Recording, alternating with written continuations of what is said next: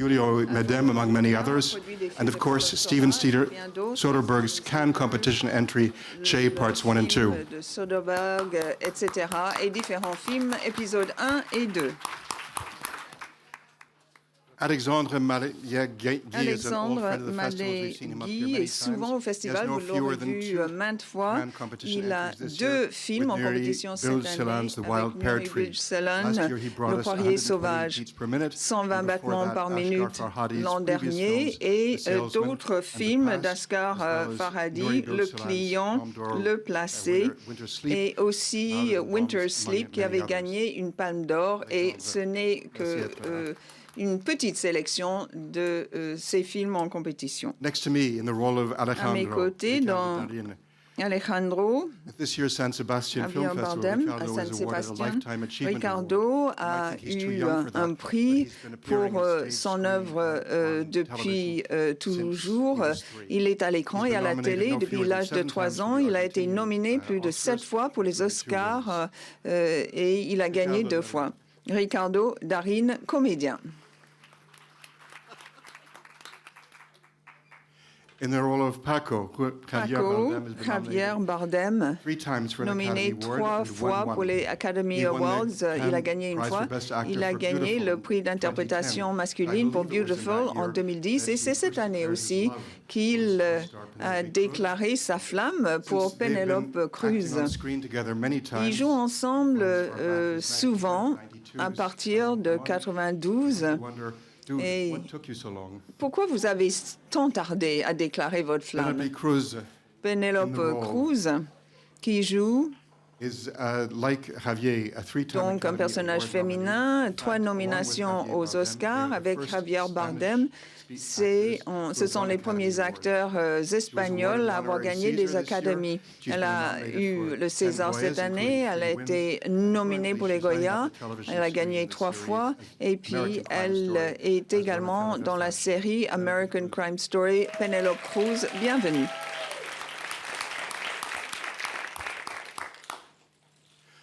Enfin, le scénariste et le réalisateur Asghar Farhadi, il a gagné un Oscar et un Golden Globe pour Une séparation, qui a gagné des prix aussi à Berlin. C'est son 3e film en compétition à Cannes, après Le Passé et Le Client.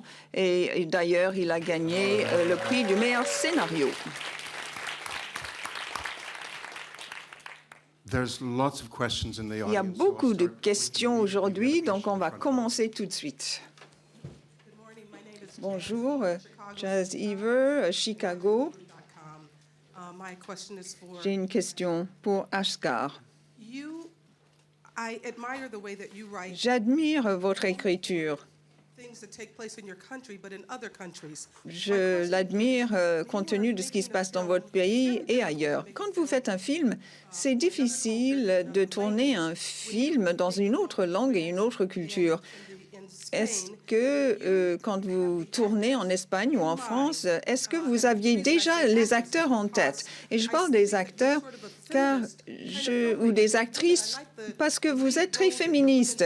J'aime beaucoup les personnages principaux dans vos films qui sont souvent des femmes.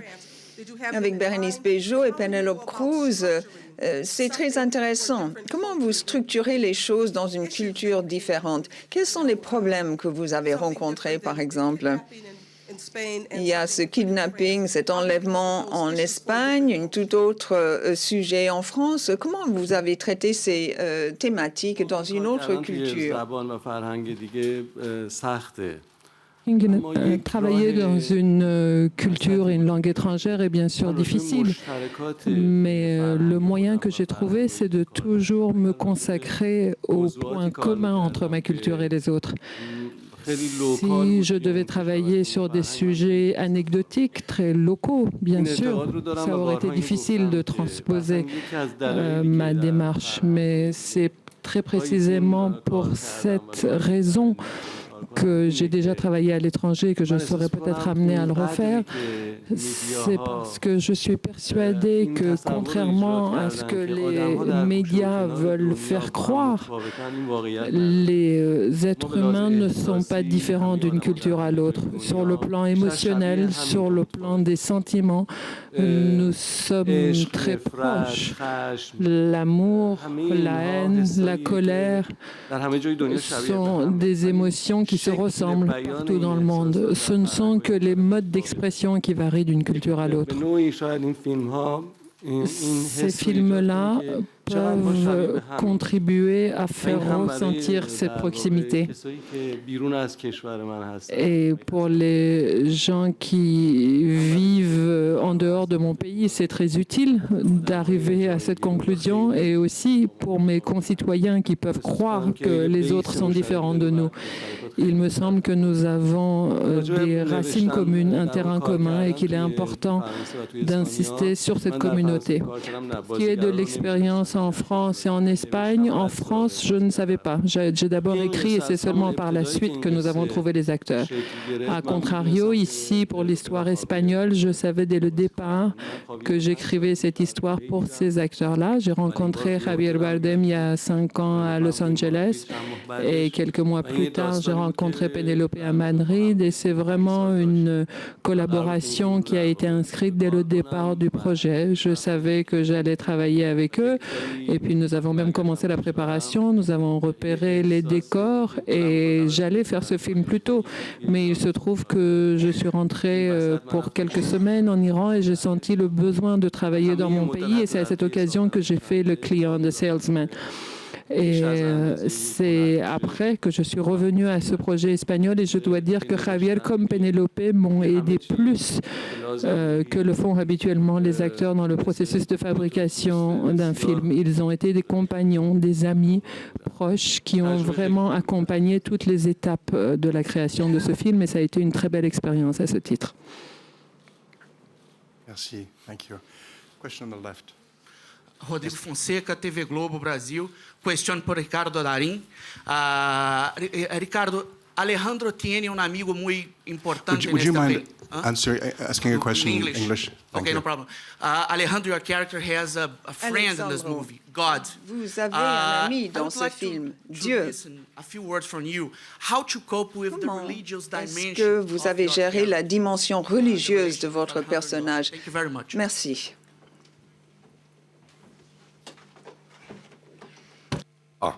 Bien.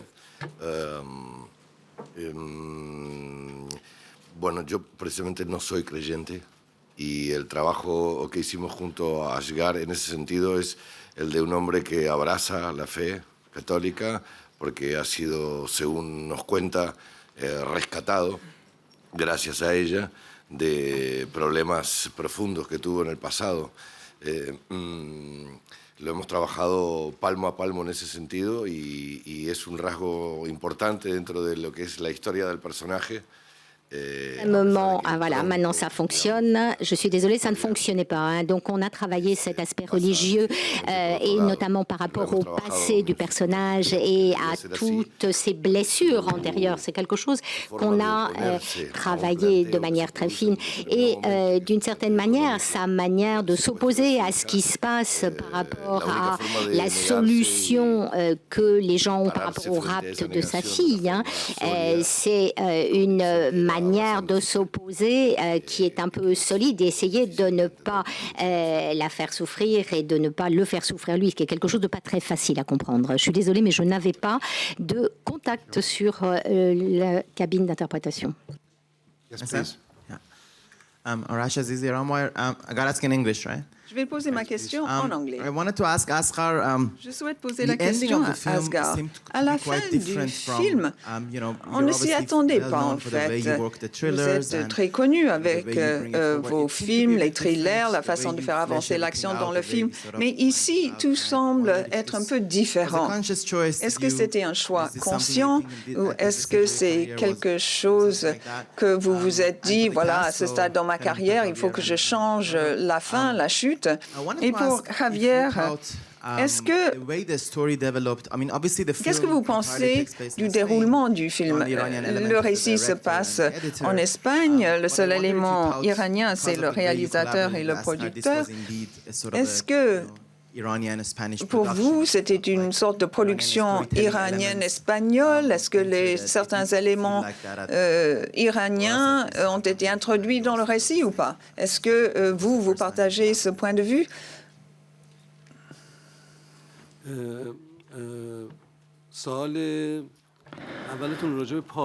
Pour ce qui est d'abord de la fin du film, en effet, la fin de mes films est le plus souvent ouverte, comme ça a souvent été dit. Moi, je ne choisirais pas ce terme-là, mais je ne peux pas le contester non plus. Ce qui me tient à cœur, c'est que quand l'histoire du film se termine, une autre histoire s'ouvre dans l'esprit du spectateur. Parce que certes, nous avançons dans l'intrigue qui est la nôtre, mais j'ai envie que lorsque le spectateur quitte la salle, une autre intrigue, un autre film puisse se concevoir dans son esprit. Je crois que les films qui nous accompagnent sont les films où nous avons le souci du devenir de ces personnages. Et ces fins que je laisse ouvertes, c'est dans cet esprit-là. Il ne s'agit pas pour moi de vouloir faire des prouesses à la fin de mes films, mais je me rends compte que depuis l'âge de 13 ans, tout ce que j'écris se termine de cette façon-là. Donc il ne s'agit pas d'une stratégie de cinéma, mais tout vient de mon cœur, de façon spontanée. Et lorsque j'arrive vers la fin de mon histoire, de façon involontaire, j'aboutis à la même type de conclusion et je m'en réjouis parce que ça permet à mes personnages de rester avec nous et qu'on continue de s'intéresser à leur sort. Il s'agit en fait d'un film avec deux débuts, un début au début et un début à la fin. Et pour ce qui est de la deuxième question, du degré d'iranité de ce film, il est certain que ce film est complètement espagnol dans l'apparence. La coquille du film est complètement espagnole et je suis très heureux que tous les Espagnols qui ont vu le film hier soir aient reconnu cette dimension-là. Mais il est incontestable qu'il demeure une âme orientale, une âme iranienne que je chercherai à définir en disant que dans l'art classique iranien, le créateur, l'artiste disparaît du lien entre le spectateur et l'œuvre. C'est ce qu'Abbas Kiarostami faisait dans ses films. Il faisait en sorte que la mise en scène ne soit pas vue. C'est une modestie, une humilité du créateur, et c'est quelque chose qui existait dans la miniature persane et qui a fini par apparaître dans le cinéma iranien aussi. Donner l'impression que le réalisateur n'est pas là. Supprimer le créateur de l'œuvre est quelque chose de profondément oriental qui doit être là aussi. Parce que ce qui compte, c'est l'œuvre et non pas le créateur de l'œuvre. Ce n'est pas le créateur qu'on doit admirer, mais son œuvre. Donc, sans doute, est-ce là une touche iranienne, mais qui s'inscrit tout à fait dans un cadre espagnol, me semble-t-il. I'd like to follow that. I love what you said. I'd like to follow up on that and ask the actors what outsiders and non-Spaniards' point of view. Eh bien, si on n'est pas espagnol, si on vient d'ailleurs, il y a aussi une certaine dimension de cela dans votre travail. Oui, on a passé beaucoup de temps avec lui sur ces 5 dernières années. On se voit de temps en temps et puis il nous racontait l'histoire. On y pensait et puis après, 2 ans plus tard, on a reçu un scénario, après un autre scénario. On a vu comment il travaille. Il prend beaucoup de temps. Et il y a un peu plus de 2 ans, il a déménagé en Espagne, il a appris l'espagnol, il vivait la culture espagnole. Il a une façon de faire très différente des autres. On a vu donc Comment il était comme une éponge. Il absorbait tout, comment les gens parlent, comment ils agissent. Il disait, si il étudiait l'espagnol, mais il ne maîtrise pas totalement la langue encore, mais il dort très peu. Pendant la nuit, en fait, il apprenait par cœur tous les dialogues. Donc on ne pouvait jamais le tromper. Il savait exactement si on changeait quelque chose dans le dialogue. Avant de changer, il fallait aller le voir, on discutait. Il est très ouvert. Souvent, il était d'accord. Je respecte beaucoup sa façon de travailler. Bien sûr, il a pris très au sérieux le fait qu'il allait se rendre dans un autre pays, travailler dans une autre langue, dans une autre culture. Il est totalement dévoué à son travail. Et en plus d'être extraordinairement talentueux, il travaille beaucoup. Il est totalement dévoué. Et il opère ainsi une sorte de magie. On va voir le film, on oublie que c'était fait par un réalisateur iranien qui ne parle pas espagnol, mais qui, justement, a dirigé le film en espagnol. Ricardo, do you have anything to add? Ricardo, vous voulez ajouter quelque chose? Est-ce que vous aimeriez ajouter quelque chose? Non, je suis totalement d'accord avec Jessie. Non, je suis tout à fait d'accord avec ce qu'elle a dit. Et Javier? I don't know. What should I talk about? ¿De qué hablo? De quoi je dois parler? Alors, voilà. Alors, arrêtez de parler de moi. Je vais me parler de moi tout seul. Estoy totalmente en blanco Je suis un peu en blanc là, voilà. Je remercie Ricardo. Je suis très honorée d'être à côté du réalisateur Amos Farhadi qui a fait un film espagnol presque un réalisateur espagnol aurait pu faire, et c'est un honneur. Mais en plus du talent, comme l'a dit Pénélope, ça a à voir avec effectivement toute l'énergie et toute l'implication, et également un travail en fait qui a été mis. C'est très gratifiant de voir qu'au moins au cinéma, on ne voit pas tant que ça les drapeaux, et que quelqu'un qui vient d'ailleurs, qui vient d'un pays différent, peut arriver à faire un film qui est tellement plein de l'identité du pays où il filme. Parce que comme il l'a dit, les histoires, c'est des histoires de gens, et les gens ne connaissent pas de frontières, parce que ce qui les préoccupe, c'est la même chose, fondamentalement. Gracias. Merci. Bonjour, Laurent Ganassia de CNews Matin. Je voudrais déjà féliciter les acteurs ici présents, et puis aussi rajouter le nom d'une actrice qu'on a découvert hier, qui s'appelle, je crois, Barbara Leni, qui joue le rôle de Béa et qui est absolument sublime. J'aimerais que vous lui transmettiez de la part de très nombreux journalistes. J'aimerais également poser une question donc, au réalisateur, à Javier également peut-être. Le film, au-delà de ses rebondissements, de ses thèmes, de ses coups de théâtre, pose également la question de la paternité, du rapport des hommes d'aujourd'hui, en 2017-2018, à la paternité. Est-ce que c'est un sujet, est-ce que c'est un thème qui vous a interpellé quand vous avez décidé de rejoindre ce projet?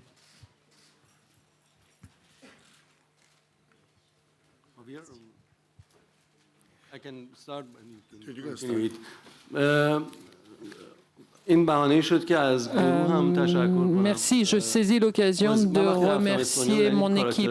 Je suis arrivé en Espagne avec la préoccupation de savoir si je trouverais suffisamment d'acteurs qui livrent le type d'interprétation que je souhaitais. Et finalement, le seul problème que j'ai eu, ça a été l'embarras du choix. Il y avait un nombre de bons acteurs et de grands acteurs dans ce pays que j'ai vraiment été abasourdi. Et je crois que pour chaque rôle, j'ai vraiment pu finalement choisir l'interprète qui remplissait le mieux le rôle. Et je saisis aussi l'occasion pour remercier ma monteuse qui est ici présente à mes côtés, José Luis Alcaine, mon chef opérateur, je ne sais pas s'il est là. C'est un des plus grands directeurs de photographie au monde aujourd'hui. Et donc, je dois vraiment exprimer ma reconnaissance à toute l'équipe qui m'a permis de vivre une expérience extrêmement riche et d'apprendre à quel point on peut simplement vivre le bonheur de travailler ensemble sans problème extérieur.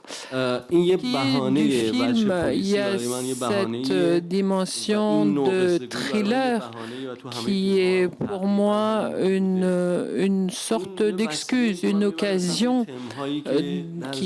de traiter des thèmes qui sont des thèmes qui me préoccupent dans ma vie d'homme, où je me demande si moi j'étais placée face au même dilemme, comment je ferais, quel choix serait le mien.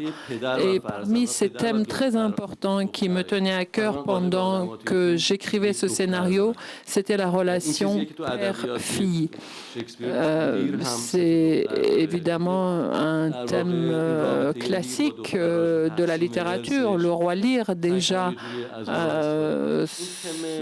se base sur cette relation entre un père et trois filles, de même que la famille qui nous occupe ici. Et donc, dans cette relation-là, dans ce film-là, un autre aspect important est celui de l'appartenance et de la propriété. Il y a cette propriété de cette terre. À qui appartient cette terre? Est-ce qu'elle appartient à celui qui l'avait à l'origine ou est-ce que celui qui la travaille aujourd'hui? Et de même pour cette fille, est-ce que la paternité revient à celui qui a conçu cet enfant ou est-ce que c'est celle qui l'a élevé? Donc cette question de loyauté, d'appartenance se rattache aussi à la question de la paternité. Est-ce la paternité biologique qui importe ou l'éducation d'un enfant? Ce ne sont pas tant des thèmes que des interrogations qui sont au centre du film.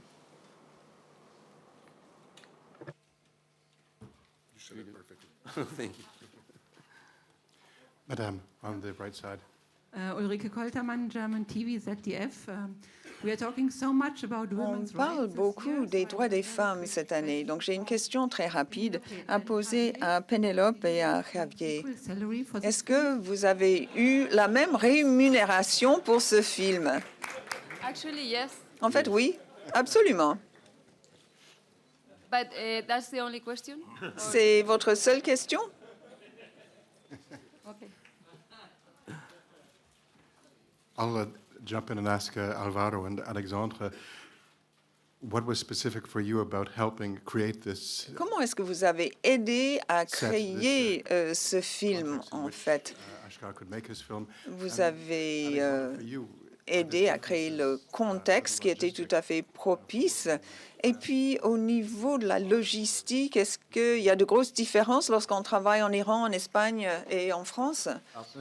En fait, par rapport au passé, c'était, je crois, un projet quand même beaucoup plus ambitieux.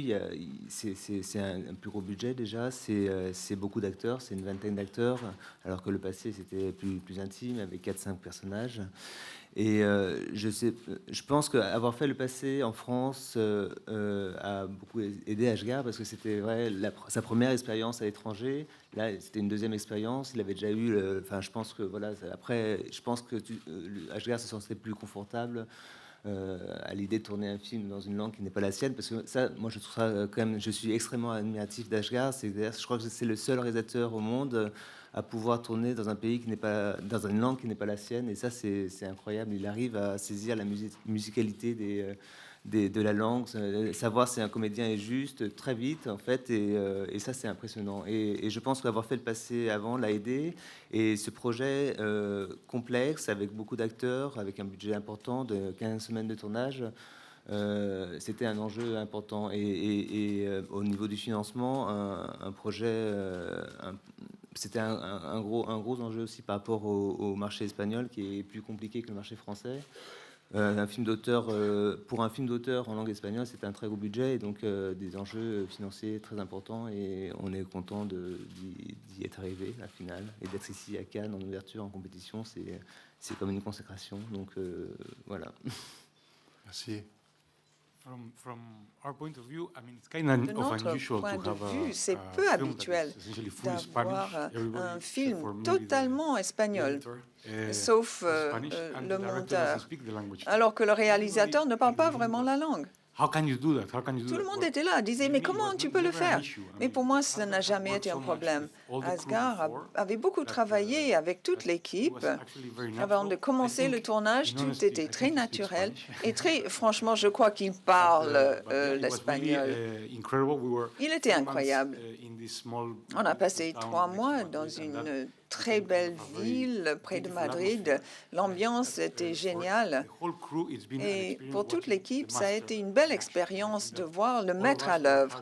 Je crois que nous tous, nous sommes sentis privilégiés de voir comment Asghar peaufiner les détails, maîtriser la culture espagnole.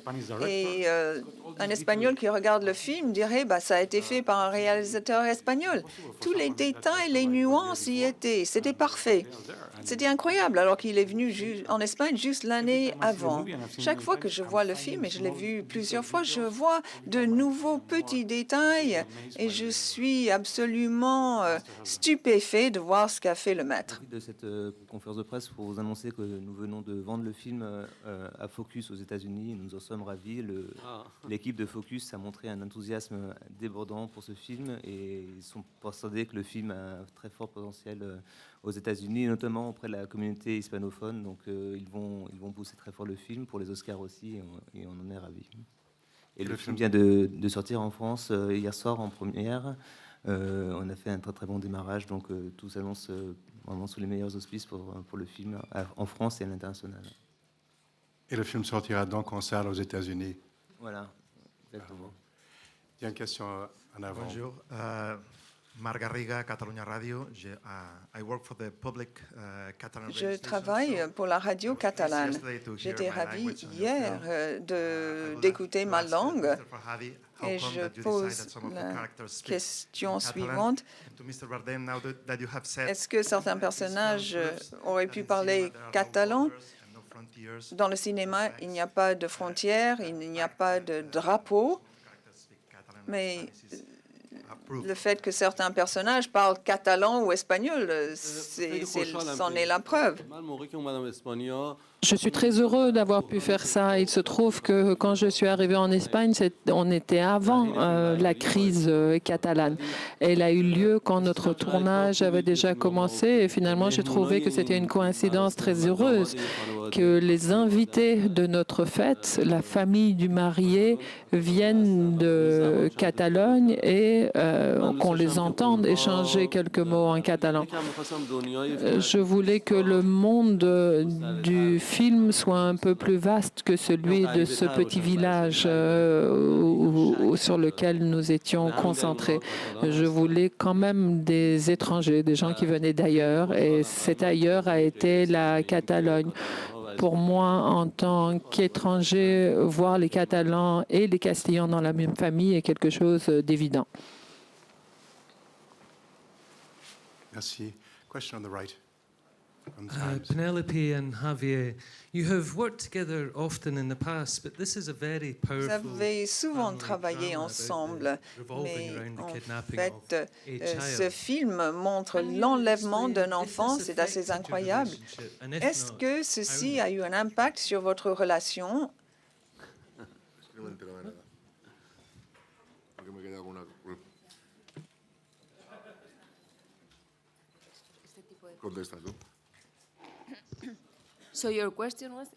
Votre question était, est-ce que ceci a eu un impact sur notre relation? C'était ça votre question? Si, à la pregunta. Désolée, j'ai des problèmes de cabine. Alors, on a travaillé. Nous avons travaillé souvent ensemble et quand la journée est terminée, on ne parle pas boulot. Peut-être quand j'étais plus jeune, c'était le cas, car j'ai commencé dans le cinéma lorsque j'avais à peine 20 ans. À cet âge-là, je me disais qu'il fallait me torturer, il fallait que je campe mon personnage pendant des mois, mais je me suis rendu compte depuis lors que ce n'était pas la bonne stratégie. J'ai ma vie privée et donc je sais sauter de la réalité à la fiction. J'adore cette espèce de danse, de passer de l'une à l'autre, de croiser ces deux dimensions. C'est ça qui me passionne dans mon travail. J'adore travailler ainsi. Évidemment, je ne pense pas que ça aide son travail si on emprunte des choses de sa vie privée. Bien sûr, on se connaît très bien, ça aide, mais on n'essaie pas, on ne projette pas de travailler ensemble sur un film tous les ans. On va le faire si ça nous semble bien, logique. On le fera donc de temps en temps, mais pas très souvent. Je voulais rajouter une chose. Une des choses, c'est parler effectivement de la distribution. Voilà, tous ces gens qui ne sont pas à la table et qui sont dans le film, je voulais qu'on les applaudisse chaleureusement parce qu'on ne peut pas tous être assis à la table. Il y a Edouard, il y a Daniel, voilà. Voilà, Barbara Leni, vous les voyez tous devant vous. Voilà, Edouard Fernandez. Et voilà, je voulais tous vous remercier. Et cette dame parlait de l'identité linguistique. C'est quelque chose de l'identité linguistique qu'on a en vous dès le départ. Voilà, et donc le marié, il est catalan, donc il parle en catalan. Il ne faut pas effectivement faire des sélections. Voilà, et je crois que Asghar, il est venu nous rappeler ça. Et la beauté de son cinéma et également de ce qu'il nous propose par rapport à la vie, de son choix, de sa position. Sí, buenos días. ¿Se oye? Oui. On entend Jordi Oliver, donc la télévision catalane, une question pour Javier Bardem. Donc, dans les... It's not possible to make the question in Spanish? If you wouldn't mind, it'd be easier for us. Okay. But I would like Javier Bardem answer in Spanish if possible. Bon, je vais poser ma question en anglais, mais si Javier Bardem peut répondre en espagnol, ça m'arrangerait. Donc, on a l'habitude dans les films d'Asghar Farhadi de voir des personnages masculins qui agissent sur la base du principe de l'honneur et non pas conformément à leurs vrais sentiments. On l'a vu justement dans Le Client et dans d'autres films encore. Le personnage masculin principal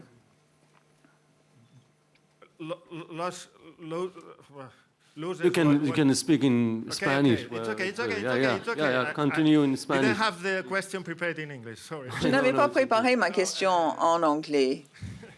Mais je vais poursuivre. Dans ce film, c'est totalement différent. Le personnage masculin principal n'agit pas conformément à une sorte de sentiment d'honneur. Il se laisse emporter par ses sentiments et il fait ce qu'il faut. Il prend la bonne décision, la décision juste. Donc, vous avez dit que Javier Bardem avait beaucoup d'influence sur le film, bien plus que d'habitude. Donc, je pose la question à Javier. Est-ce que ce type de personnage a été influencé par vous? Et j'ai une question à Penélope Cruz. Est-ce qu'elle aussi, elle a influencé son personnage dans le sens d'aller au-delà de ce qui figure dans le scénario? Perdón. Alors, d'abord, merci d'avoir fait l'effort de poser la question en anglais. C'est pas facile. Et je crois que l'honneur, c'est quelque chose qui nous entraîne vers l'erreur. On tue par honneur. Pour l'honneur. Et il y a beaucoup plus de crimes aujourd'hui qui sont des crimes un peu machistes qui ont été commis à cause de l'honneur. L'honneur n'amène nulle part. Et c'est pas que c'est pas bien, mais il faut voir de l'extérieur si ça a du sens. Est-ce que ça nous enrichit? Est-ce que ça nous met... et je crois que si on regarde les choses de l'extérieur, c'est une réponse négative. L'honneur n'apporte rien d'une certaine manière. Et oui, mon personnage, c'est quelqu'un qui est très émotif et qui l'amène à des manières d'agir qui ne sont pas très intellectuelles, où il essaye de faire des choses qui sont bien pour lui et pour les autres. Et c'est effectivement le contraire de l'honneur, c'est la générosité envers l'autre.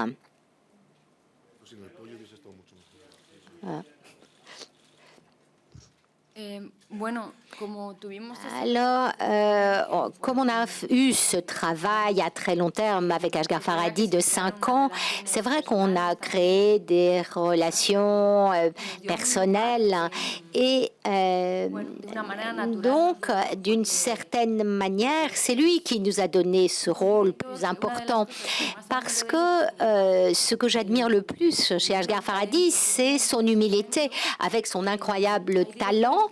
Il y a des réalisateurs qui ne répondent qu'aux questions, alors que Asghar, il vous pose plein de questions, ou il vous fait vous poser plein de questions.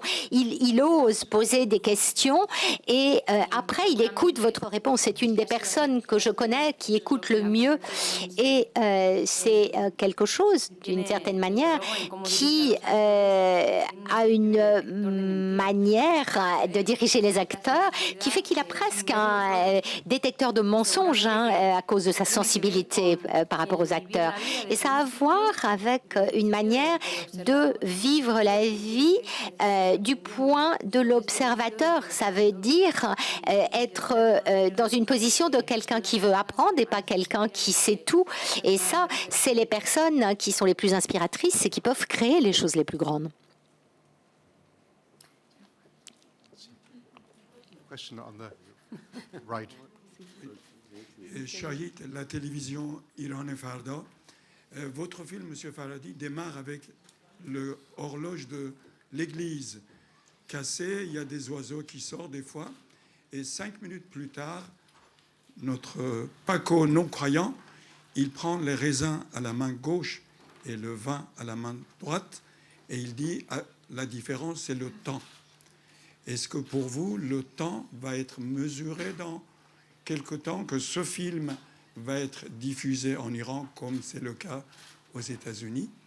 Et c'est une question pour vous aussi à M. Bayez.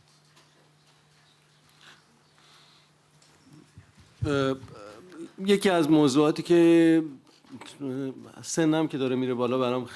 Une des questions qui me préoccupe de plus en plus l'âge venant est celle du temps. J'ai une conscience très aiguë du passage du temps et je suis persuadée qu'il y a deux types d'êtres humains. Il y a des gens qui considèrent que l'âge est quelque chose qui s'accumule et comme un trésor, et il y a d'autres qui sont dans le compte à rebours, qui sont conscients du temps qui leur reste.